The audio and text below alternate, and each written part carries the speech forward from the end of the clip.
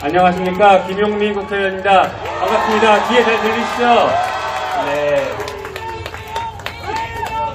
예. 오늘 네, 오늘 날도 구준데 이렇게 또 많이 모여주시고 외쳐주시는 게 정말 민주당이 제대로 정신 차리고 제 길 찾아가기를, 그리고 이제 잠에서 깨어나서 일어나서 성큼성큼 걸어가기를 바라시는 그런 마음이라는 거 잘 알고 있습니다. 제가 오늘 말씀드리고 싶은 것은 이겁니다. 민주당이 지금 문재인 정부 내에서 무엇을 해야 되는지를 좀 정리해서 말씀드리고 싶었어요. 그동안 뭐 특검을 해야 된다라거나, 그리고 검찰개혁, 언론개혁, 뭐 여러 가지 얘기들이 나오는데, 그리고 정치개혁까지, 이 수많은 과제 중에서 어떤 것을 해야 되는지, 그리고 어떤 것을 더 먼저 해야 되는지, 이런 것들을 좀 정리해서 말씀드리고 싶어서 나왔습니다. 먼저 특검부터 말씀드릴게요. 특검 당연히 해야죠. 네. 맞습니까? 네. 자, 특검은 현재 나와 있는 법이 대장동 특검이라고 해서 대장동 사건 관련해서 윤과 그리고 우리 이재명 후보, 이 두 분에 대해서, 이 두 사람에 대해서만 현재 나와 있었는데, 어제 제가 그러면 안 된다, 부인과 장모에 대한 특검도 해야 된다. 맞습니다. 예, 그거. 네. 제가 우리 김영민 의원 말한 거를 내가 이따 얘기를 하려고 하는데 본인이 나와버렸네요. 예. 네. 그런데 여기서 저희가 하나 고민을 했습니다. 실행을. 이 특검이 아주 빨리 신속하게 출범해야 하지 않습니까? 맞습니다. 예. 그런데 상설특검법으로 갈 경우에는 출범이 늦어집니다. 왜 늦어지냐면 특검 후보 추천위원회를 만들도록 되어 있는데 여당이 2명, 야당이 2명을 추천합니다. 공수처 출범을 생각해 보세요. 야당이 이 2명을 추천하지 않아가지고 얼마나 오랫동안 공수처가 출범하지 못했습니까?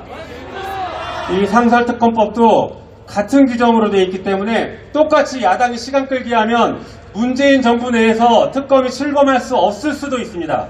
그래서 제가 어제 낸 것은 개별 특검법이고, 이 특검법은 매우 신속하게 특검을 출범시킬 수 있도록 설계해놨습니다.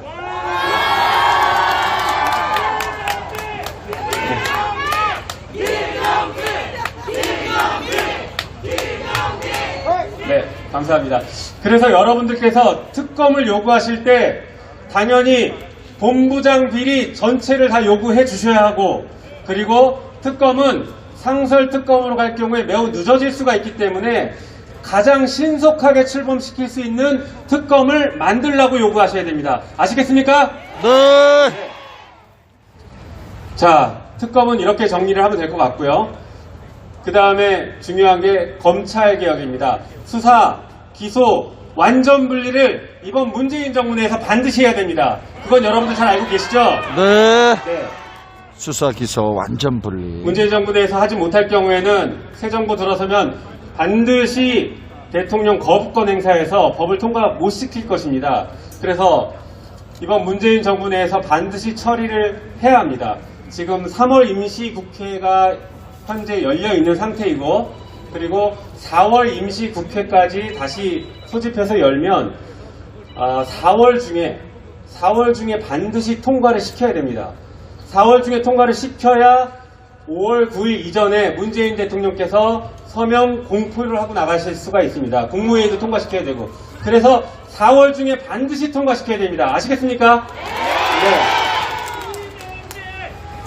자, 그럼 이 두 가지 중에서 무엇이 더 반드시 통과시켜야 될 것인가? 당연히 둘 다 해야 됩니다. 둘 다 해야 되는데, 그래도 더 반드시 꼭 해야 될 것은 여러분, 제 생각엔 검찰개혁입니다. 검찰개혁 못하면 모든 것이 끝납니다. 네, 맞습니다. 검찰개혁. 맞습니다. 네, 제일 중요합니다. 자, 그리고 어떤 걸 더 먼저 할 거냐? 반드시 할 것은 검찰개혁. 어떤 걸 먼저 할 거냐? 그것은 특검을 먼저 해야 됩니다. 맞습니까? 특검을 먼저 해야 문재인 정부 내에서 문재인 대통령께서 특검을 임명할 수가 있고 그 특검이 지금 윤 당선자에 대해서 대통령 되기 전에 수사를 할 수 있습니다. 그러니까 특검을 먼저 가장 빠르게 해야 됩니다. 동의하십니까? 네. 네. 특검을 가장 빠르게 한다. 그 다음에 수사기소분리는 반드시 해야 된다. 이렇게 기억해 주시면 좋을 것 같습니다. 그 다음에는 언론개혁입니다. 언론개혁은 여러 가지 과제가 있습니다. 그러나 그 중에서 지금 제일 중요한 것은 지금 문재인 정부 내에서 꼭 해야 되는 것은 저는 공영방송 지배구조 개선이라고 봅니다. 네, 이게 무슨 얘기냐면 KBS 사장, MBC 사장을 정부가 마음대로 임명하지 못하도록 하는 것입니다. MB정부 들어섰을 때 바로 기존 사장들 쫓아내고 MB가 자기 마음에 드는 사람들 임명해서 어떻게 언론을 장악했습니까?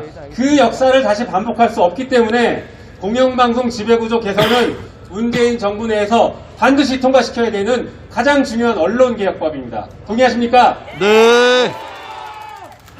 그러면 징벌적 손해배상 어떻게 할 것이냐 또 궁금하실 수 있는데요. 이 징벌적 손해배상도 당연히 문재인 정부 내에서 같이 할 수 있으면 같이 해야 됩니다. 다만 이 징벌적 손해배상 부분은 여전히 국회의장이 상정을 거부할 가능성이 매우 높기 때문에 이것은 조금 더 지켜보고 경우에 따라서 징벌적 손해배상은 윤 당선자가 거부권을 행사하지 않을 가능성이 현재 가장 높은 법 중에 하나입니다. 그래서 우리가 전략적인 선택을 하자라고 하면 거부권을 행사할 가능성이 매우 높은 공영방송 지배구조 개선은 반드시 지금 처리해야 되고 징벌적 손해배상은 가능한 같이 하되 정 안 되면 공영방송 지배구조 개선에 집중을 해야 될 수 있다라고 이해를 해주시면 감사하겠습니다. 그렇게 하시겠습니까? 네. 감사합니다. 마지막으로 정치개혁인데요. 정치개혁은 여러 가지 과제들이 나와 있습니다. 우리 지방선거에서 다당제 그리고 나중에 국회의원 선거에서도 다당제를 만들자 뭐 이런 것들이 있는데 지금 당장 여러분들께서 가장 고민하고 실천을 해야 되는 것 그리고 당에 요구해야 되는 것은 당 지도부 선출 방식을 바꾸는 겁니다. 지금은 계파 정치로 흘러갈 수 있는데 그게 아니라 당의 주인인 당원들이 직접 지도부를 선출할 수 있게 바꿔달라고 요구해 주십시오.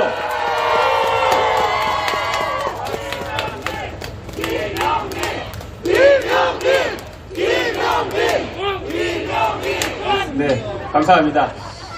자, 방금 말씀드린 것처럼 당 지도부를 뽑을 때 지금 대의원 비율이 훨씬 높은데 그게 아니라 당원들의 투표 가치가 높아져서 당원들이 당대표와 당 최고위원들을 직접 뽑을 수 있게 만들어야 됩니다. 그렇게 해야 당이 바뀌고 그래야 당이 쇄신합니다. 동의하십니까? 네. 네. 그렇게 만들어야 여러분들께서 우리 사랑스러운 개딸 양아들께서 다음번 총선에 당당하게 요구하십시오. 우리에게 공천해라. 우리도 공천권을 줘라 라고 당당하게 요구하셔야 됩니다. 그렇게 만들어주시기 바랍니다. 안타깝게도 그 지난 21대 총선에서 20대와 30대가 당선된 비율이 우리 민주당 기준으로는 4% 정도밖에 안 됩니다. 그리고 40대가 한 10% 조금 넘습니다. 50대가 60%가 넘습니다. 60대 이상이 20%가 넘습니다.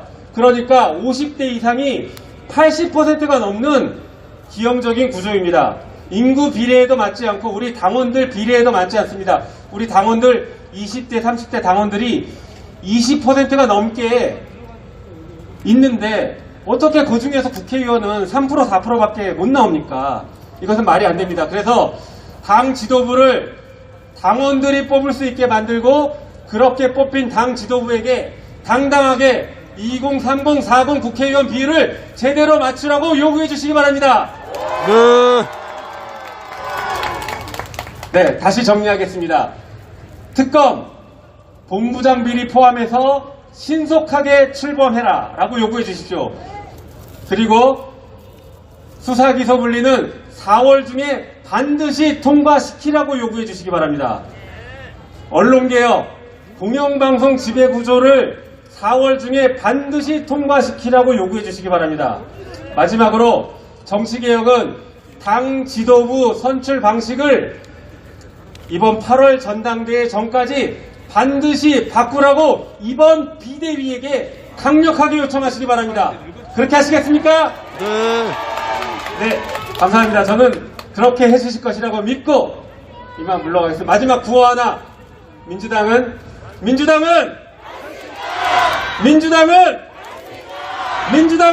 할 수 있다.